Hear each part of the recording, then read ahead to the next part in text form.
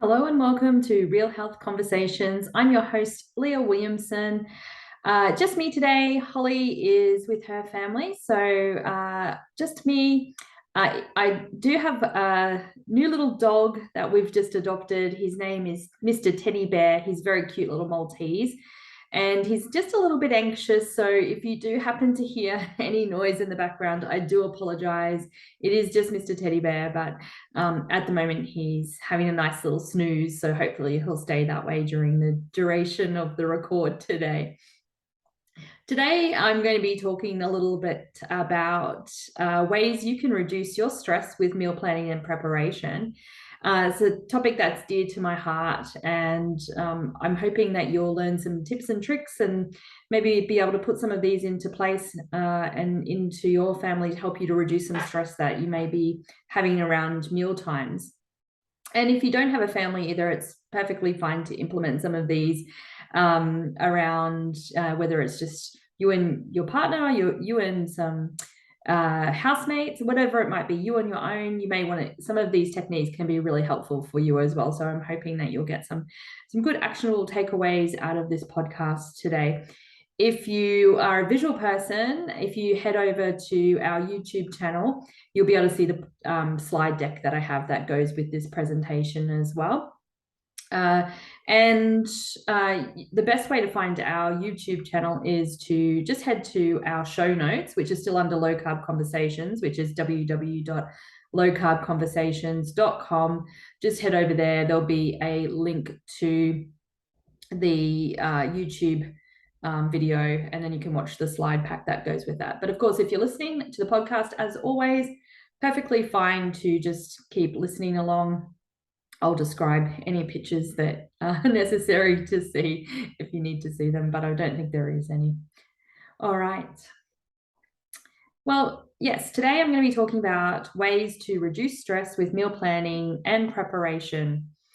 A little bit about me. I am a mother to two. They're a little bit older these days. One is 12, he's just started high school, and the little one is 9. But back in, not so many years ago, I was having a really stressful time with getting meals on the table. And of course, knowing that I wanted to eat nutrient-dense foods that will support the energy of myself and my family, it can be quite a little bit more preparation than just say, opening the freezer and pulling out something frozen and sticking it into the microwave, which of course has no nutritional value. So it does take a little bit more time to prep and plan for nutrient-dense real foods, but it doesn't have to be difficult, and it doesn't have to take a long time. And I'm hoping today that I'll be able to share with you how to resolve some of the issues that you might be having around meal times and the stress, where the stresses are coming from. And my mission is really to help busy, stressed out families minimize stresses, and in today, particularly around meal times. But there's so many stresses that we're faced during life. And if we can just start, we might not be able to get rid of all of those stresses, but if we can start to just minimize some of those stresses, that can go a long way to being healthy and happy, as well as eating nutrient-dense foods and making it enjoyable for everybody. So let's talk about reducing ways that we can reduce some stress at meal times, how we can get more organized, and in turn eat nutrient-dense foods so that we can feel a lot healthier and have a lot more energy so that we can do the things we want to do. So just having a think just for a moment, in regards to meal planning and preparation, what would you hope to learn from this talk that I'm giving today? If you think around meal times, are you stressed out? Is there a lot going on? Are you hoping that you can just reduce some of these stresses? Are you hoping to get more organized? Just have a little think for a moment. It'd be really good too if you wanted to get out a little journal, press pause on the podcast, grab a journal, and start writing some notes down too, because this episode is going to be really interactive. If you're in the car, obviously don't do that, but just have a thought around what you would be hoping to get from this presentation. I've always got a bit of a warning at the start of each one of my talks that I give, and it is really all about you doing you. So you know you and your family circumstances and your situation better than anybody can. And what I hope to give you is some tips and tricks that you may be able to implement, some, none, a little bit, whatever you need. You might just take a little bit, that one tip that's really going to help you, but you know you best, so you do you. And that's the main rule that I always have with any of these talks. So you do you.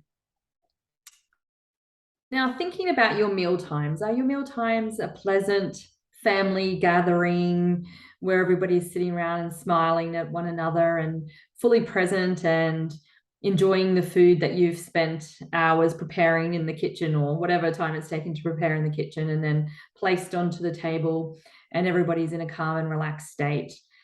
That's how we all wish our meal times to be, right? But maybe, and I'm saying my meal times were never used to be like that. My meal times are a little bit more crazy, a little bit more rushing in the door from work, trying to get a meal on the table. Children are tired and hungry. You're tired and hungry. And sometimes it can just lead to all out chaos. And usually you're resigning to just getting the food on the table in whatever manner and way that you can. But I'm hoping to tell you through this presentation that meal times do not need to be like that. And you can make food with love, which is the most ideal way to make and prepare make food with love and not haste, with meal planning and preparation. And stress is really, really terrible for your digestive system. When stress is on, digestion's off. And this is because digestion starts in the brain. And when you're stressed out, it's putting you into a sympathetic state. And then that whole digestive cascade, which starts with the brain when you think and feel and smell food, which starts the saliva pooling in the mouth, ready to masticate and break down the food, which then goes down into the stomach for processing, and then through and then out the body the whole way through.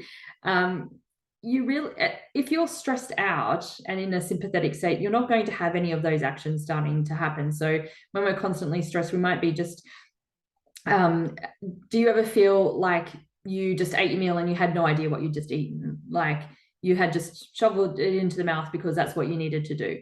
Have you ever felt that you've had to quickly rush down some food to move on to the next chore or job, which is maybe getting the kids ready for bed, or maybe it's, you've got to sit back at the computer and do some more work. All of these states are stress states, and it's not helping you to digest your food properly. And that's when you can lead to, you might start with the stomach acid, some signs and symptoms. You might be gas, bloating, those kind of things. And then eventually over time can lead to bigger issues such as leaky gut or malabsorption of food, not digesting the food properly. So any of those things can be happening. So we just really want to make sure that you are in a rested and digested state. And if around meal times this is a stressful time for you, why not implement some easy tips and tricks to try and reduce that stress around that time, so you can sit down and enjoy your food with your family. So if you're preparing the food, you want to be enjoying making the food, sitting down with your family, enjoying the food, and saving time too, because you don't want to be rushing around and then leaving no time for any enjoyment for you to actually sit down and enjoy that time with your family. So in all of that, it's not just about what you eat, but it's also about how you eat. So I want you to stop for a moment and just reflect and pause on how your ideal mealtime would be. So was it the nice, relaxed state? It's going to look different for everyone. It might just be that you want everybody to be at the dinner table at a particular time, which doesn't happen very often because you lead busy lifestyles. And it might not be every meal. It might just be one meal. Maybe you just wish to be able to enjoy your meal in a slow way without rushing through the meal. That could be another one. There's so many different ways that it could look for you and your family, or you and the people that you live with, or you and yourself. So really just taking a moment and thinking about what your ideal meal time would be.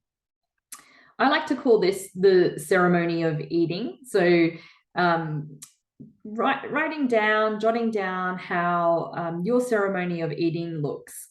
So I did this exercise with my family many years back, because we were finding that we were never getting to the dinner table on time. The children wanted to eat earlier. My husband wasn't coming home on time from work. I was rushing through the door, and dinner time was just chaos, with people eating different meals at different times. And it was becoming even more and more hard work. And I was just feeling fed up and frustrated. So what the children or what my husband and I decided to do was try and bring our meal times back together. We might not be always able to eat lunch together, we might not always be able to eat breakfast together, but we wanted one meal where we could come together as a family unit. So we got him to come home a little bit earlier. We moved the kids' meal time a little bit out, which was a little bit of a struggle to start with, but not by far. And we just gradually increased it so that we had a set dinner time. So everybody knew at 6 o'clock at night, everyone had to be at the dinner table and ready to eat. And then we just decided to add some little more aesthetic things to it to make it a little bit nicer. So, number one, we got rid of the devices. The devices had to leave the table. The television had to be turned off. This is us being present with the food we're eating and with each other. Then we also decided to make a little bit of fun with it with the kids. We put down a tablecloth and we set the table. I don't know how many people set the table these days. I definitely grew up in a household environment where we would just sit in front of the lounge room on the lounge watching TV. So I never actually sat at a formal dinner table. And it doesn't even need to be formal, but for us, it just meant we put down a nice tablecloth. The kids were like, "Mum, get out those tablecloths that you only bring out when we have guests." So we got the tablecloth out. So why have them sitting there? We might as well use them. We went out to the garden, we picked some flowers and we put some nice flowers onto the table. The children drew up the menu as a bit of an exercise while they were waiting for dinner to be cooked. So they were drawing what we were eating and making little pictures out of it. And then they placed those around the table as well for everybody to look at. Your ceremony of eating may be different to that entirely. And maybe your children are older or younger, or there's no children. It doesn't have to be the way that we're eating dinner. What it needs to be is a way that you can connect and be present with the people that you love. And so if that means creating a consistent meal time, if that means turning off electronic devices, if that means setting the table for you, any of those things can be really, really nice aesthetics as part of the ceremony of eating and helping you to relax and digest and enjoy each other. It could be just that you want to talk about the food you're eating and letting the children know where that food came from. So, there's always great stories when you're eating nutrient-dense foods, but there might be other stories that you're able to tell, letting the children know that, you went to your local butcher and this is where you got it. Or maybe they came with you to a farmer's market. So then you're able to remind them of how they visited the store. Maybe you've got a little bit of herbs growing out in the backyard. That's a really nice way to go out and cut those and bring them into the table and add those to the meal. It might just be that you went to the shops and you could tell the children a little story, or your family about a little story about how you went to the shops and what happened there. So many different ideas. Other ways that you can enjoy a ceremony of eating might not actually be at the table itself, but it might also be growing your own food or getting chickens. Years ago, we had chickens and the kids would go out and collect the eggs every morning. And that was like a really great, fun thing for them. Maybe it's getting the children involved or the family involved in cooking. So reconnecting back with the kitchen. So it might be that they can help chop up some of the food, or they can help prepare, bring foods out to the table. So maybe they can do one little part of the preparation. So I know it can be really frustrating and stressful to have little ones in the kitchen with you, but I always felt it was really important for us whenever the children asked if they could be in the kitchen with us, not to turn them away, even no matter how busy you are or how quick you're trying to get the food onto the table, even just finding one job for them to do to be able to feel like they're being helpful and part of that process of getting the food onto the table as well. So now we're going to talk a little bit about like the how. How can we meal plan? We've thought about getting how our ideal mealtime would look, but now let's talk about how we can plan it so that we're organized. But why should we meal plan? Well, there's so many different ways, many reasons why we should meal plan. Maybe it's for money reasons. Maybe it's like a budget. We need a budget and we need to stick to it. So we're only buying what we need. Maybe it's to save wastage. So you're only buying the things you need. It's really common for people to, go shopping when you're hungry, buy a lot of different foods that you probably wouldn't eat and have them sit in the refrigerator. And it's at around 20% of your weekly groceries that are thrown away. So keeping that in mind when you're meal planning and preparing, is you're going to waste less because you're only keeping what you need in the house. And then that in turn saves money as well. It's also a time saver, which is pretty obvious, right? So you can cook ahead and use your time for what matters for you most. So it may be a little bit of an extra time on a Saturday or a Sunday or whenever your time might be to meal prep, but it'll save you some time so you can sit down, and what matters to you, it may be sitting there and being with the family for that particular time. That way you can enjoy it and you're not spending all your time in the kitchen preparing. It's also great for variety. So you can try different recipes. You can eat well at home. You can eat out less, which again saves money. Of course, the big one is stressing less. The week is planned for you, know the expectation, and it's structure. It's a structure in an uncertain times. It gives children structure, it gives you structure. Everyone knows what is expected. And hopefully it saves some of those picky eater kind of things. Like I know my children love to see what is for dinner, because the number one thing I get, like even in the morning, sometimes my daughter will ask me when she wakes up, what is for dinner? I'm like, you haven't even eaten breakfast. Why are you thinking about dinner? But giving them that structure, they can visually see what meals are there, what meals are coming up, then gives them that time to prepare and know what is being served to them. They know what the menu is for the night, and hopefully that causes less of less time for you not have to make different meals for everybody, because they know what the meals are that are coming up. So they've got that expectation that's what they're going to be eating, rather than on the night saying, oh no, I didn't want that. So hopefully that gives a little bit more structure and support around those times.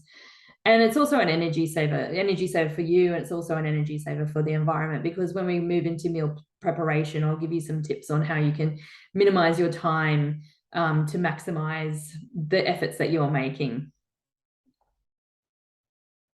The biggest thing out of all of this, though, I'd have to say, is the energy exchange. That is the biggest reason I feel and so important for meal planning preparation. And that is the satisfaction of preparing a meal for loved ones and knowing exactly what ingredients that you're putting into it, knowing exactly how this beautiful nutrient-dense food that you're preparing is going to make your family feel. And you being able to sit down and enjoy that with the family, knowing you've achieved what you wanted to achieve in terms of your health and nutrition for you and your family. And I think that energy exchange is beautiful and one of the most important parts of all of this. So actual tips on the how of meal planning, and this is really entirely up to you and your personality and how you would like to do things. But here's a few suggestions. So traditionally, you can use a paper and pen. You might like to get a whiteboard. You might like to use a paper planner. I've got one that I just picked up from a cheap store, which just has the menu already planned, the days planned on it, and then it has a magnet on the back, and it stick it to the fridge, and then the kids can see exactly what's going on there, even the husband as well. So that can be really helpful, just stuck to the fridge in front for everyone to see. And then as we rip off the pages, sometimes I'll keep some of the pages of the menu plans that worked really well for the family. So then I don't have to repeat it again. I know what people really liked. And then that way too, you can actually make little notes on there. So you can like, oh, the family did not enjoy that meal. And I've had plenty of those disasters, believe me. Family did not enjoy that one. Do not make that one again or for a while. Or maybe this one took ages to make. It's probably not a good weeknight meal. So you can just start making little notes on that. So you can start building up your own repository of menus and menu planners so that you know what is quick and easy and what would be better for a weekend or what would be never made again. And you can do that on a computer filing system as well. All of that is just pretty easy to do. Whiteboards are pretty easy as well. The only problem with the whiteboard is you don't get to keep it and make little asterisks and stuff, but it is a good visual. Then some people like to use apps. So Real Plans has a planning system that you can use. You might just want something simple like Chronometer or MyFitnessPal. Now, those ones are usually used for tracking your foods, but what you can do with these programs and apps is actually put in what you're going to meal plan and make straight into the system. And then that way there's no hesitation to change things out. You can just put it straight in there. You go to the day that that's come up, and then you can see then and there what your plans are and what you're having for that day. And that one works really well for singles or couples as well, because you can just enter it into the app, and then you've already got everything planned out for that day. And it's also, that's your prerogative to track your macronutrients, then you've got everything already in there and you stick to that plan and you don't deviate from that. Another idea would be to find a fruit and veg company that, or maybe a meat company or groceries or whatever it might be, and just order a weekly box. So you are whatever comes in, you can customize it yourself, order everything, and whatever comes in is what you've got to use for that week. Or perhaps you want to go for a set box, and in that set box you just get whatever is there for the week, and then you sit down and meal plan based on that. So do you like to have your week planned out ready, or do you like to take a risk and see what's going to turn up in the box and then quickly put the plan together? Just think about what suits you best. Maybe have a little jot down. I think I'd like to be more organized ahead, or do I like to be organized, or do I do my organization once I know what food is in the house? Either way, people work best either way. Maybe like a combination of the both. It's really entirely, again, up to you what works best for you and your family. And that's just a picture there of a healthy meal plan.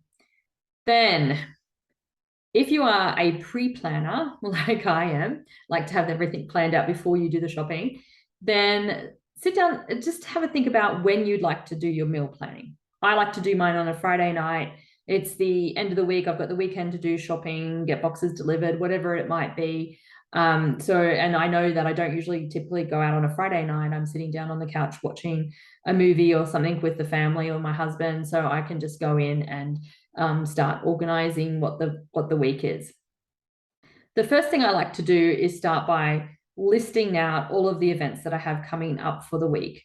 So if I know that there's certain times where we've got sport on in the afternoon, or we're out for a dinner, I'll mark those down onto the meal planner first, because if we're on our way to a sport, then I need to make sure we've got snacks, or I need to make sure we've got a dinner ready to go that I can just heat up when we get home.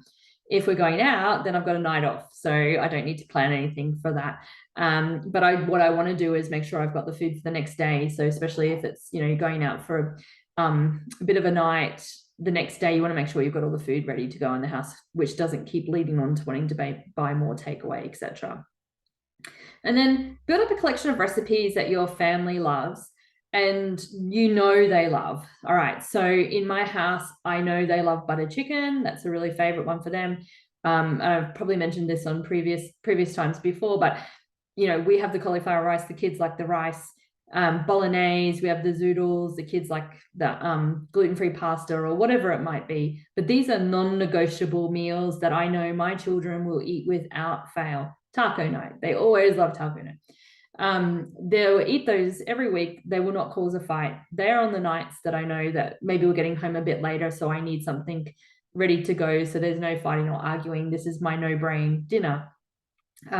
So, collect 3 to 4 of these staples that your family loves and are going to eat without question, and that everybody likes without question, and maybe rotate them around each week. So one week you'll have 2 or 3 of those, and the next week you'll have 2 or 3 different ones, and then the next week you'll bring back some of the other ones and mix it up a bit. But they're the meals. I usually keep a 5th night free, normally Friday night, for leftovers. So during the week, I will always make more than our family needs, so that we have lunches, because we do like to eat leftovers for lunch. And Friday night is normally whatever's kind of like sitting around and hasn't been eaten up. So we might all be eating different meals on Friday night, but it's all the little bits of leftovers from the week. And that way we're not wasting any food. And it's really good because it's easy on a Friday night. We can just put it all together. Or maybe we had a roast dinner at some stage and we've got a lot of leftover roast meat. So I might turn that into like a cauliflower fried rice or something like that, just to reuse up or whatever is left over. And then on the weekend, when you've got more time or when you're sitting there, you may want to start trying 2 to 3 recipes. So I bet you have a whole pile of cookbooks that are sitting on your shelf that you don't use anymore, because now we search online. Go back through some of those and pull out some recipes that you've been wanting to give a go. Go online and type in a recipe that you've been wanting to try, and give that a go on a time when you have more time, which may be on the weekend, and that can bring you a little bit of joy trying something different.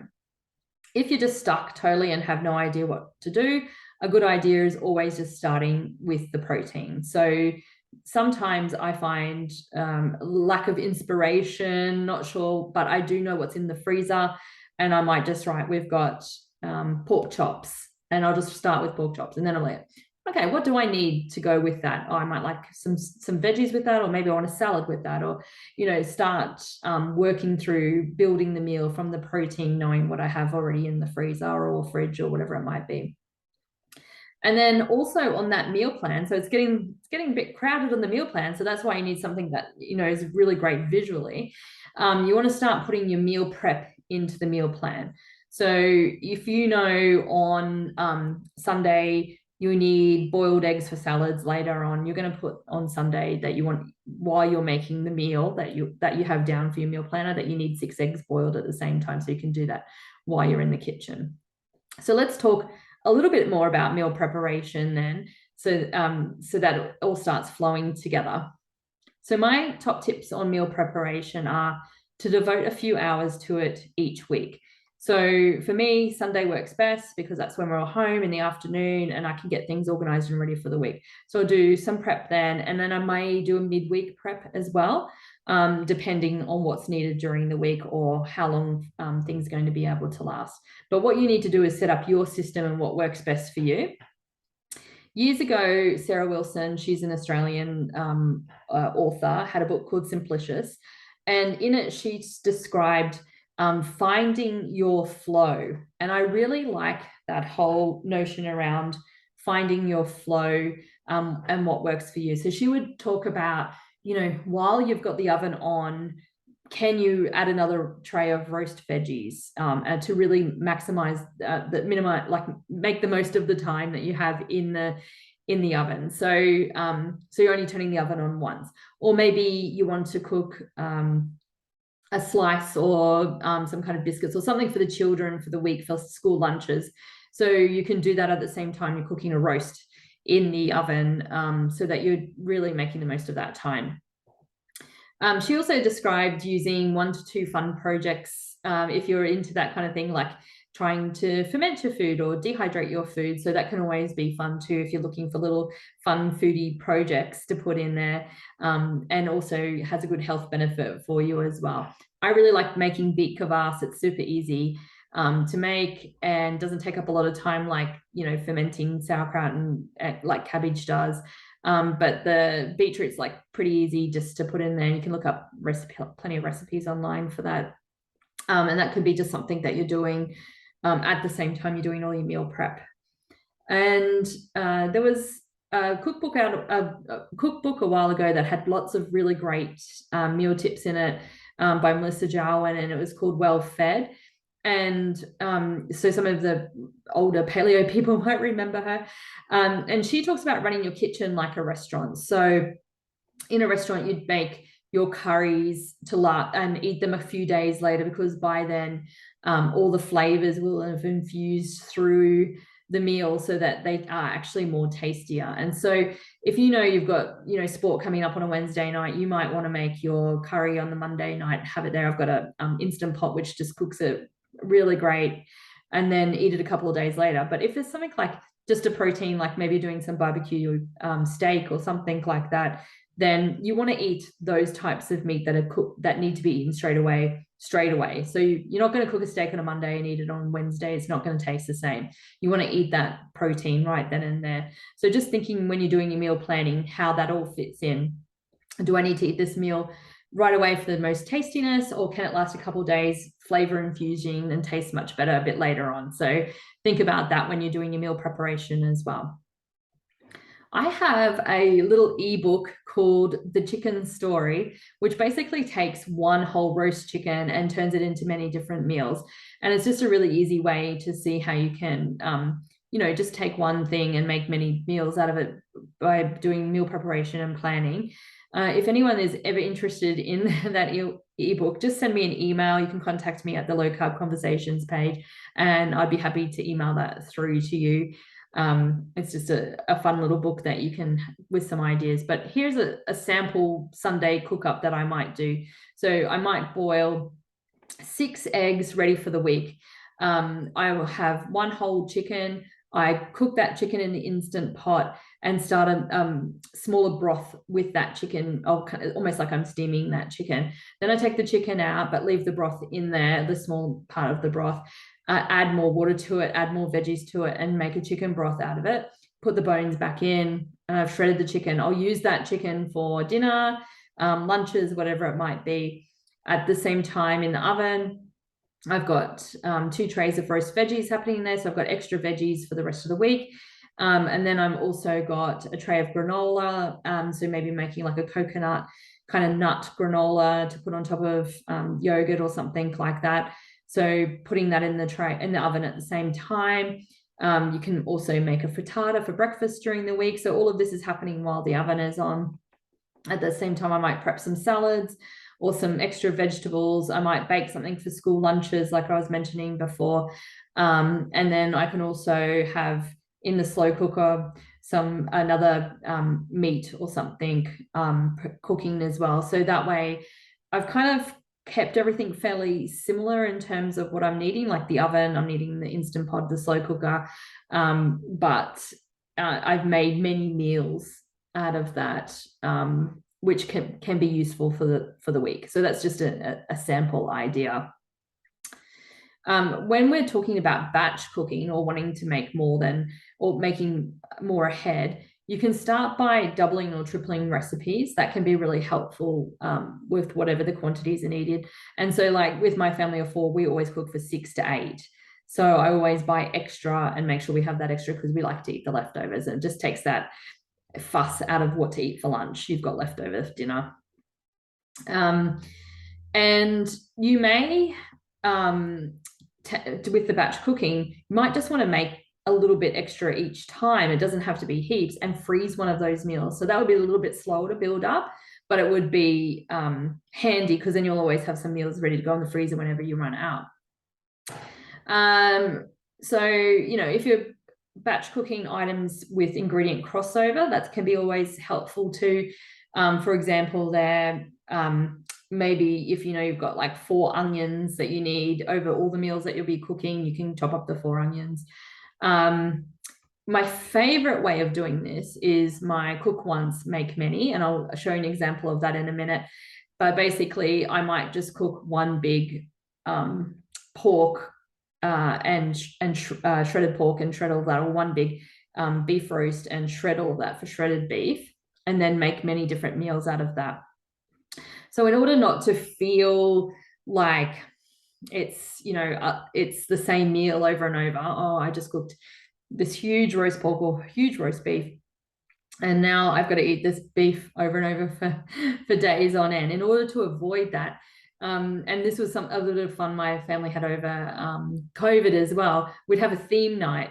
So you might have Mexican night. So this is with doing a whole big lot of shredded chicken.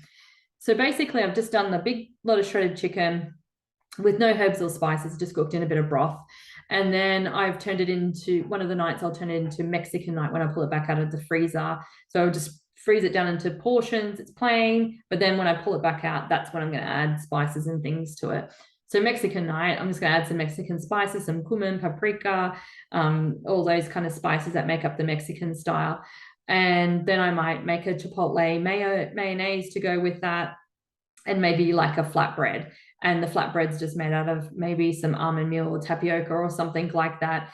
Just and it's not even necessary either. You might not even want it, but just as an idea, these are the things that you can put together. And then some kind of vegetable options with all of these.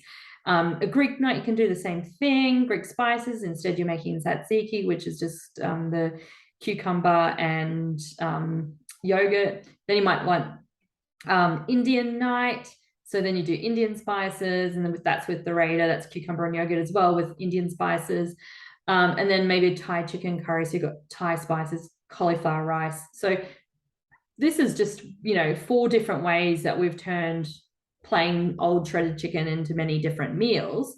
And the fun thing about it is, like, we would get into the theme with the family as well. So it makes a really fun conversation piece. So, maybe when we were doing the Indian night, we're playing some Indian music in the background, and we talked about different cultures and experiences and what we knew about the country. And, if my husband and I have traveled to that country before, which we had been to India, so we were able to tell kids stories about it. And then we were able to, I think we even had some little trinkets and stuff that we'd brought back from India one time. And then the kids had fun afterwards, kind of dressing up in some of the outfits that we had. So just as a bit of a fun thing. It's also a learning experience. We get to talk about how different cultures use different spices, and it turns into a really fun experience with the food. Also with batch processing, which is a little bit different to batch cooking, this is where you can prep ingredients in advance for foods you can't freeze, like a salad, basically. So we do not want to freeze lettuce. Does not taste good when it defrosts. So this is where batch processing can be really handy. So you get your veg box in, or you've been to the shops, you can wash all your greens at once, and then pat them down with paper towel, and then store them in a glass container wrapped up in paper towel as well. You might want to just cut up all your tomatoes at once. You might want to cook the protein and just store the protein in the fridge. You might want to shred a whole lot of cabbage or something ready for a coleslaw, and just put them in airtight containers. And then basically you just come to the fridge when you need those things, pull them out, and then start putting everything together. Obviously, things like avocado, you're not going to cut up right and store it. It's never going to be the same. So you would just save those things for when you go to put the meal together. But this is just prepping ahead some of the things that are okay and taste all right, cut up beforehand. But yeah, so that's just some tips there. It can be trickier to keep raw veggies fresh, but you can save time by washing and chopping them in batch and then cooking them after, if that's what you need, or maybe just chopping up a few things and storing them correctly.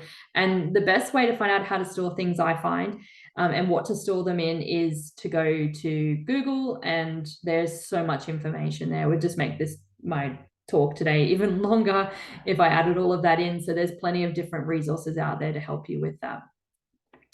Slow cooking, that's another favorite method of mine, and you can get so much into the slow cooker, and it can be frozen into meals later on. And the tips there are, just put your firm veggies in first because they take longer to cook. Place the meat over the top of the veggies.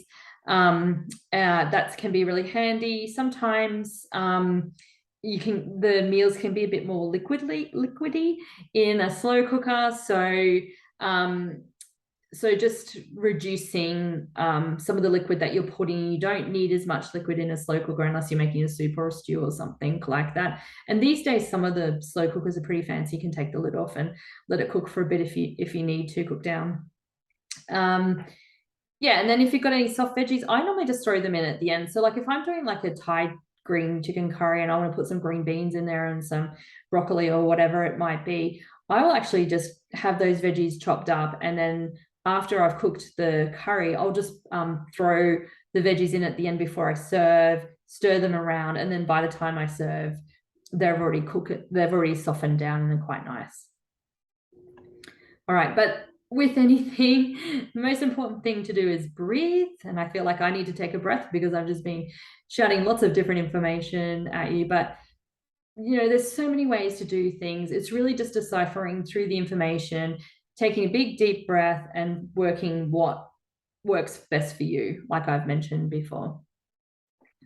And if you're totally stuck after all of that, this is my favorite thing to say is a really easy, simple way to prepare delicious, nutrient-dense foods is just to choose 1 protein, 1 fat, and 1 to 3 veggies. And you can't go wrong with that. So, you know, I've lost my meal plan. I didn't stick to it. I don't have the food. Maybe something went wrong in the week. Just to get back on track, just think about what protein do I have? How can I add a fat to that? And how can I add 1 to 3 veggies, maybe the fat to the veggies. So that would be just like a piece of salmon, some asparagus and broccolini, and I'm just going to drizzle some lemon butter over the top of that. Yum, great meal, super quick. Steak, steamed veggies, butter, steak, salad, a vinaigrette on top that you've made yourself, olive oil with apple cider vinegar. Simple, easy, nutrient dense, easy to make. Doesn't need to be complicated. We've got enough stresses in our life. We do not need to make this more stressful than it needs to be. All right, so let's recap just to remember everything that I've been talking about. Make food with love, not haste. So we want to avoid stress at meal times when and how we can. And if that is by meal planning and preparation, then that can be the best way for us. So when you're feeling calm, the rest of the family is going to be feeling calm as well. Maybe you need to create your own ceremony of eating. So what does that ceremony look like for you? How can you and your family connect, sit down, and enjoy the meals together? What is your why for meal planning and preparation? What will your ideal meal time look like if you meal plan and prep? And which way do you want to meal plan? Do you want to take a bit of a risk and just see what turns up in the box and then throw it all together then? Or do you want to be prepared ahead of time and then go out and order what you need to order then? And don't forget, I've given you some tips on how to prepare, batch cook, batch process, and slow cook. And again, another reminder there just to breathe. So just, you know, again, just finding what works best for you out of all of these tips that I've given you. And really, you've got a few choices now. You can say, thanks, Leah, that was fine. I'm not sure I'll use any of that, and that's no problem. Or maybe you want to take a few tips. Oh, I haven't tried that one before. I'm going to give that a go, shine a highlight on that for a week. That's the habit that I want to start creating and see how that goes. Or maybe you need some additional support. And if you need some additional support, reach out. I'm there to help you get in contact with me. That's what I'm here for. I'm a functional nutritional therapy practitioner, and I studied through the Nutritional Therapy Association. And we work through real food nutrition and the foundations of health, which are digestion, blood sugar regulation, fatty acids, getting enough good fats in, vitamins, minerals, and hydration. So all of those things together can give your body the building blocks it needs to restore balance and function, because your body loves you and it's doing whatever it can do to bring your body back into balance at all times. And sometimes it feels like the body is working against you because it's not doing what you're expecting it to do. But what it is doing is trying to keep you alive. So if we can feed the body with nutrient-dense foods, we'll feel healthy and have energy and live our best lives. But if you need help with that, then please reach out to myself or Holly. We can help you. We take one-on-one consultations, small group programs also. And it doesn't matter where you are in the world, we can do everything remotely. So just reach out and see if we can give you a hand there. And if you do want to get in contact with me, you can find me on Instagram, probably is the easiest. You can send me a DM there at Nourishing Conversations.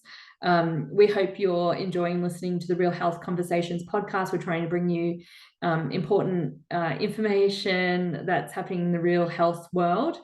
And I'd love for you guys to reach out and let us know if you need some help, or if you have some tips or tricks that you like around meal planning preparation that I haven't mentioned. I would actually love to hear those as well, and I can always add them into the collection. But I'd like to thank you for listening in this week, and hopefully see you next week. So have a good week, and thanks for listening. Our production music is by Andrew Bowden, and production services are by Kevin Kennedy Spain of Disc of Light Media. Have a great week, everyone.